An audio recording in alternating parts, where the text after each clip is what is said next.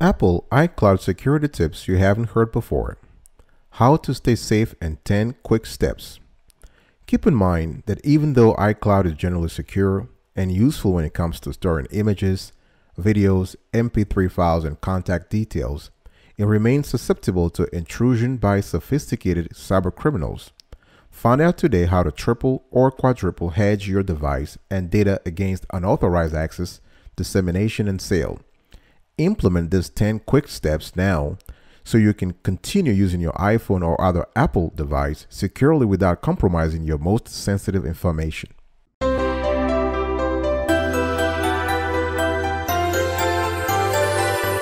Welcome back, folks, to another edition of Sweetie Kiwi. I hope you are doing fantastic. I'm doing marvelous today, and if you're doing as great as I am, go grab a cup of coffee or tea or vodka and let's roll. Today we want to talk about Apple iCloud security tips you haven't heard before, how to stay safe, and 10 quick steps. Let's get right into it. Number 1, create passwords differently. Everybody, when it comes to Apple or other online platforms, they're used to having a combination of letters and special characters and numbers and so on and so forth. Sometimes they want you to mix uppercase and with lowercase. Now, today we have something even better for you. You want to use phrases instead of words. You want to use phrases instead of passwords that are based on a combo of characters and letters. So when you use phrases, you are protecting the integrity of your account, and you want to make sure you use a phrase that is easy for you to remember as an individual, but extremely hard for existing software to translate. This will add on an additional layer of security to your iCloud data, while also making it harder for you. It makes it harder for the cyber criminals, but it makes it easier for you to remember your password, and you can access images, files, and sensitive information. So what's the big deal here? The deal here is that if you have a combo of the traditional passwords, which is a combo of letters and numbers and special characters, hacking software specifically designed to crack that can find that password, because the software can run 1,000, 1 million, 1 billion iterations per second and find any combo that works. But if you have a phrase, that's harder. Number 2, protect files in both the iCloud and on your device. Now, Apple may encrypt files sent from synchronized devices once they have been stored in iCloud, but they do not extend this courtesy to those on the handset itself. So if your device is connected to iCloud but not protected with the passcode, or by the option of requiring the user to approve access each time that the USB is plugged into a new machine, it is possible, quite probable rather, for hackers to utilize a number of third-party programs and copy files directly from the handset. This happens. You've seen a lot of scandals in the news about that. So with this in mind, what you want to do is create a simple 4-digit passcode that enables you to lock your phone. And by doing that, you are requesting the device to encrypt all files and make them inaccessible, even if they are transferred over. So this is a great option with a lot of Apple devices, and this is something you want to do today. Number 3, be cautious with SIRI. Now, I'm not saying I have nothing against Siri or Alexa, right? But you will need to be aware of all potential security gaps when active online. Even when your device is locked with a 4-digit passcode, for example, its default setting is to allow users access to the intelligent personal assistant referred to as Siri, right? Now, Siri is a key part of the Apple support network. It helps users, including myself, to complete actions by audio instruction without the need to type or enter keywords. That's fantastic. It's wonderful. But this creates the potential for a huge security gap, because anyone can ask Siri questions that will return data, contacts, and additional stored information. So this is something you need to be wary about, especially when establishing your phone setting after purchase and storing sensitive data. Number 4, tip number 4, understand the importance of physical security. Now, when it comes to iCloud, of course, everything is on the cloud. So this is by default electronic or digital security. But you got to think about the physical security. It can be easy to become preoccupied with creating strong passwords for devices and individual iCloud accounts. That's great. Nonetheless, it is also essential that you safeguard the physical security of your hardware and ensure that each individual device is tracked at all times. Now, at all times, if your iPhone or tablet is set to remember your iCloud password, for example, anyone who comes into contact with that device can easily access any data or image that you may have stored in iCloud. So even if you have a strong uniform password for every account, you will need to deny others access to your devices where possible and keep track of their location at all times. This is very important, especially if you have a family iCloud account where you have underage children and they're accessing the iCloud account. This is dangerous because they're less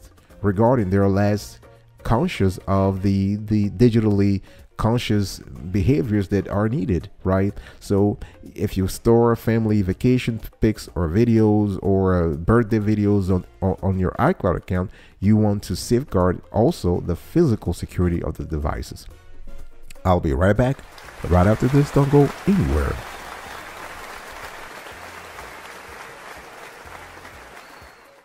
Welcome back, folks, to another edition of Sweetie Kiwi. We are still having a conversation here around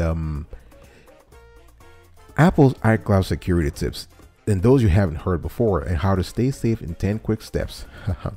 If you love the clarity and the quality of the content so far, please consider subscribing to our channel. We release beautiful shows every single day, trust us. And you want to turn on the notification bell so you don't miss anything at all. All right, also like this content, share and comment below. Let us know your experience when it comes to Apple security and everything else. We want to know the whole 9 yards. All right, now number 5 actually, tip number 5: transfer data only through secure wireless networks. Now, as a basic security measure, Apple encrypts all files that are sent to iCloud, and it stores them in this format. So this is great, but this can be effectively negated by sophisticated hackers. So it is important that you take additional steps when transferring data to iCloud. It is necessary that you only use wireless networks to connect with iCloud, for example, such as those that you control through an alphanumerical password, your Wi-Fi at home and that kind of stuff.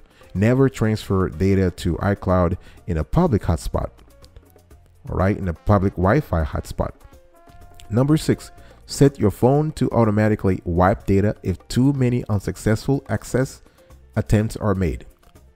All right, if you access your iPhone settings, there is an option located at the bottom of the passcode lock page beneath SIRI where it is written erase data. Now, simply enabling this feature, you can automatically set your iPhone to erase all stored data if there are 10 unsuccessful attempts to gain access to the device or associated accounts. Now, I'm not asking you to turn that on, but you have to make a decision whether this makes sense to you, because this is a drastic option. Now, it is a drastic option, but it should at least protect your most sensitive iCloud data from the shenanigans of opportunistic or less sophisticated thieves, right? So after 10 unsuccessful access attempts are made upon your device, the data is erased. You also want to set two-factor authentication in your iCloud account.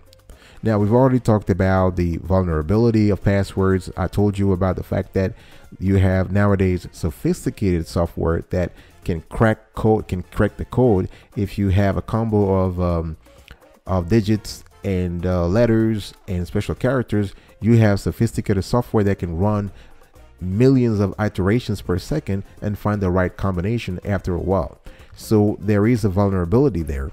Now, I'm not even talking about passwords that are generic in their nature or reused across multiple online accounts. This is even worse. So this vulnerability, although existed, can be offset by the integration of two-factor authentication with your accounts. So Apple, thank God, offers this as an optional feature for iTunes and iCloud users. And it is very simple. It forces you, the user, to enter both a password and a unique device code before you access your account. So the codes are usually sent via SMS upon registration, and they prevent unknown or unverified devices from accessing your data. It is very simple, but one that can help you and provide considerable, and I insist, considerable peace of mind to Apple customers, including yourself. Number 8, encrypt sensitive documents and images to your hard drive. Now, I know we are talking about iCloud, so everything is on the cloud, but you want to back up twice.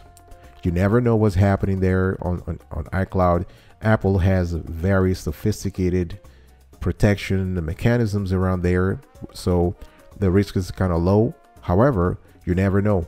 And the thing with iCloud is you need internet access. So what if you're somewhere with no internet access? You're toast.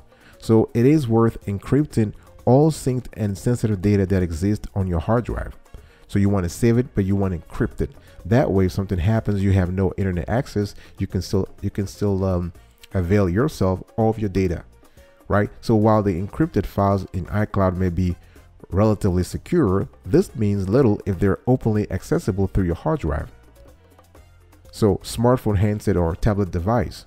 So in addition to this, Apple may be required to turn over even sensitive or personal user data if they're compelled to do so through a court subpoena. We all know what happened a few months ago, the whole saga with the FBI asking Apple to turn over data to the agency, and Apple saying nada, right? So the idea here is that you want to encrypt sensitive data and images, sensitive data meaning documents, images, videos, to your hard drive. All right, I'll be right back right after this. Don't go anywhere.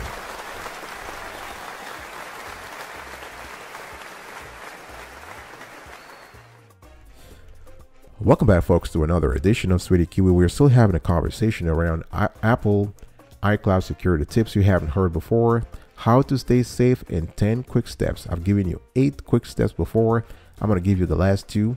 Number 9, connect your iCloud to a current and accessible email account. Now, your iCloud relies heavily on the primary email address that you use. Whether you need to register, log in, or reset your password, you'll need a viable address to secure your account.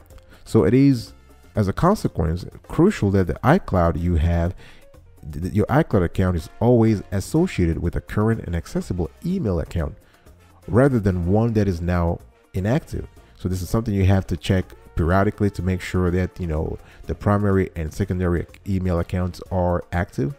Now, a lot of users overlook this detail, but remember that idle email accounts represent an easy target for cyber thieves. They're constantly on the lookout. So you want to be proactive and update your primary email address where necessary, whether you have created a completely new account or have received a reissue address as a result of changing internet service providers or employers. Tip number 10, change your security questions and answers often. This is another one. You know those sort of wonderful questions, so 3 or 4 or 5 questions that they ask you, the security questions and answers. Where were you born? Where did you kiss for the first time? What's the last name of your grandfather? Or what's the maiden name of your great grandmother? Those security questions and answers are great, right? But you need to change them often if things change in your life.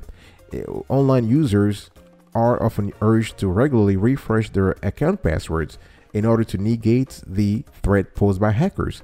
This should be applied also to the security questions and answers, right? After all, a hacker may only need to access your emails or synced accounts to identify the name of your partner or a beloved pet or the name of your great grandmother. So you want to safeguard your iCloud data by refreshing those questions every month or every quarter. We think every quarter, every 6 months is kind of cool, so that you can actually mess up those cyber thieves a little bit, confuse them a little bit.